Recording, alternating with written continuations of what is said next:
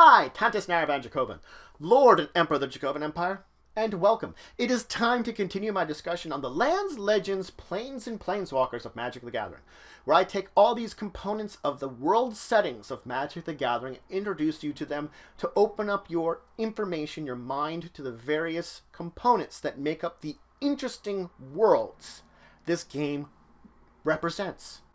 Let's talk about another plane today. I'm going to introduce one of the newer planes to have come into existence, Kaladesh. Now, Kaladesh was in fact first seen in Magic Origins, when it was revealed to be the home plane of Chandra Nalaar, and later on it was developed and given its own block of cards based around the plane. Now, the plane itself is known for the fact that it is infused with aether. The reason why it is infused with this aether is it is close to the Blind Eternities. Now, the Blind Eternities is the space between all the planes of the multiverse. And aether is one of the chaotic energies that flows throughout this Blind Eternities along with mana. Aether, in fact, is one of the major energy components when it comes to summoning creatures. So you can see the importance of aether itself. And now we have a plane infused with it, where aether flows in massive streams across the sky, up in the atmosphere, where occasionally weather can cause this aether to sort of rain down to the sky, and nature and ecology itself has altered with the effects of this aether, that when it touches it, it changes it intrinsically. So this, in effect, is a world of aether. Aether that has been refined and gathered by the people of the plane is their primary power source that they use. They have mountaintops which they can connect with these streams, or thopters that they can send up in there in order to gather this aether. Then it is refined down and is piped throughout their cities and areas in order to feed them this power source which they use. In fact, natural mages are incredibly rare upon Kaladesh. They are not something that is often seen. So, while on other planes, magic would take up many of these roles in society, here on Kaladesh, devices powered by aether do the exact same job.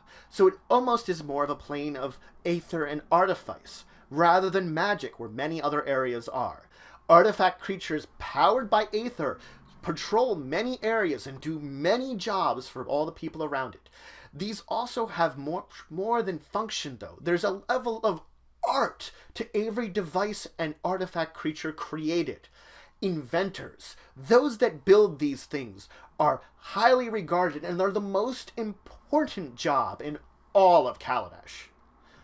On the other end of the spectrum, those natural mages are looked upon with suspicion, with fear, with anger and hatred. They are just seen as this abjuration to the world itself. Pyromancy is outlawed and punishable by death. Fire magic, in how it influences the effects of aether and the explosions it can cause, mean it is dangerous. And that is why it is seen as so bad. One of the reasons that a natural pyromancer like Chandra was treated so terribly in her home plane. Religion is almost unheard of amongst the plane, and the fact is that magic derived from religious belief is unheard of. It is an unknown upon the plane. So even if you can find one of the rare religious figures upon the plane, there is no magic associated with it. The plane itself is ruled by this group called the Consulate. It's an almost omnipresent group that took power since the basic revolution of aether, when Avati learned how to refine aether about 60 years before the current timeline of magic. This, in fact, was about the same time that the Mending occurred, when planeswalkers intrinsically change during the time spiral events on Dominaria. Currently, we see that it is almost an inventor's renaissance upon the plane, where the Consulate supports discovery and invention and thought, especially when it comes to inventors, with massive inventors fair, bringing them all together to share their ideas and develop new and interesting devices powered by aether.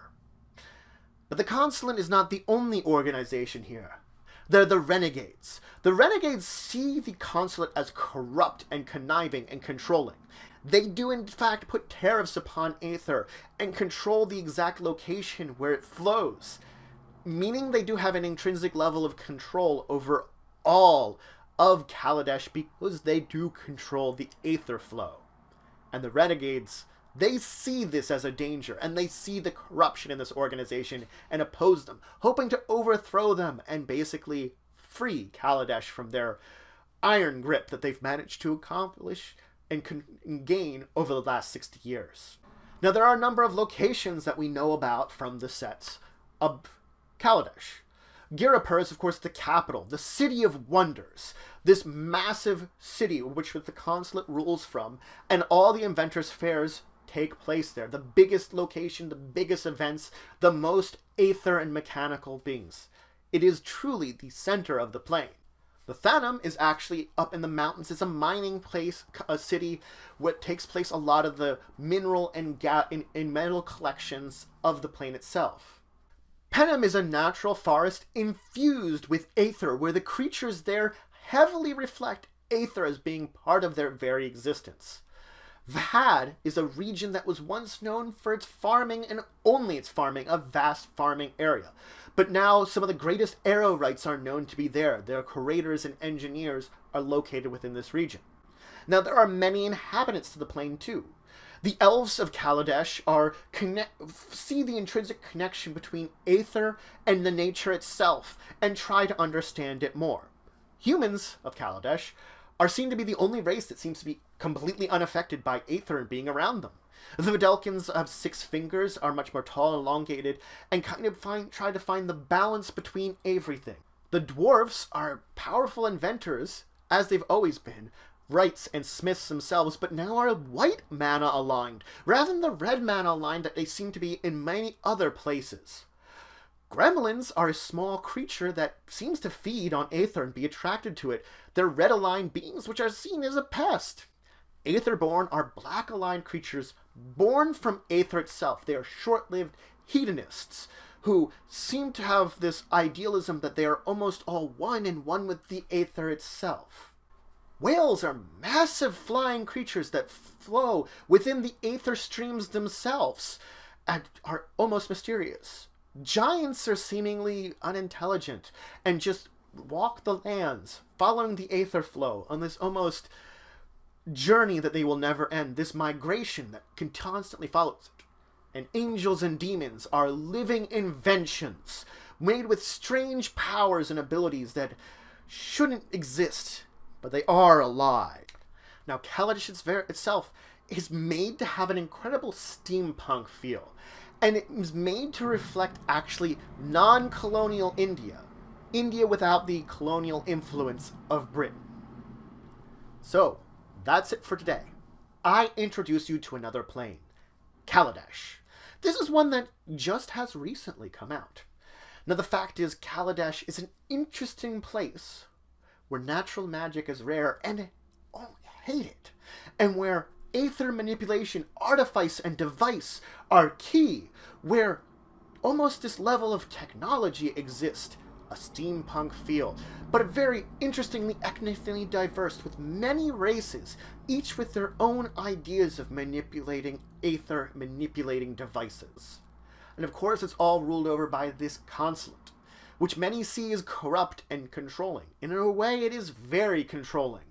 They control all. They've had power for 60 years, since Avati learned to refine aether and powered the civilization of Kaladesh itself. A place intrinsically linked to the aether of the blind eternities, flowing through it at all times, infused with this energy. Something that is different than every other plane in the multiverse. Kaladesh is unique for both its people and the intrinsic nature of the plane itself, something that is different than anywhere else. And it is a place that we definitely would like to once again revisit, and it's interesting in nature as it changes, as revolt occurs, as the renegades try to topple the consulate. But if you have any questions, comments, anything you want to say, anything think I left out, please leave in the comments below. Please like, share, and subscribe. It shows support the channel, the Empire, the work I do. If you do want to show some extra support, you can always check out my Patreon. I have it linked in the description below. I offer some interesting rewards, and it always does help out the channel. If you do want to see some other great Magic the Gathering content when you've finished with all mine, I can recommend a few folks, my friends of the multiverse. Card Bazaar, They Said We Said, and Tasty Snackies. They do great Magic the Gathering content, and I highly recommend them. But until the next time, I bid you farewell.